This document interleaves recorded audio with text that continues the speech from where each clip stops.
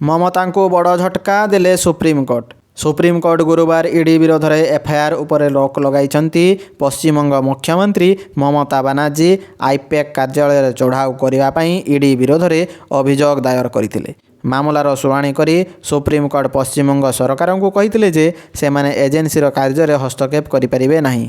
ବିଚାରପତି ପ୍ରଶାନ୍ତ କୁମାର ମିଶ୍ର ଏବଂ ବିପୁଲ ପାଞ୍ଚୋଲିଙ୍କ ଖଣ୍ଡପୀଠ ସିସିଟିଭି ଫୁଟେଜ୍ ସମେତ ସମସ୍ତ ପ୍ରମାଣ ସଂରକ୍ଷଣ କରିବାକୁ ନିର୍ଦ୍ଦେଶ ଦେଇଥିଲେ। କୋର୍ଟ ମମତା ବାନାର୍ଜୀ, ତୃଣମୂଳ କଂଗ୍ରେସ ଟିଏମସି ଏବଂ ପୋଲିସକୁ ନୋଟିସ୍ ଜାରି କରିଥିଲେ। ପରବର୍ତ୍ତୀ ଶୁଣାଣି ଫେବୃଆରୀ 3, 2026ରେ ଅନୁଷ୍ଠିତ ହେବ। କେନ୍ଦ୍ରୀୟ ଏଜେନ୍ସିର ଅଭିଯୋଗ ଗମ୍ଭୀର ବୋଲି କହି କୋର୍ଟ 2 ସପ୍ତାହ ମଧ୍ୟରେ ମମତା ସରକାରଙ୍କ ଠାରୁ ଜବାବ ମାଗିଥିଲେ।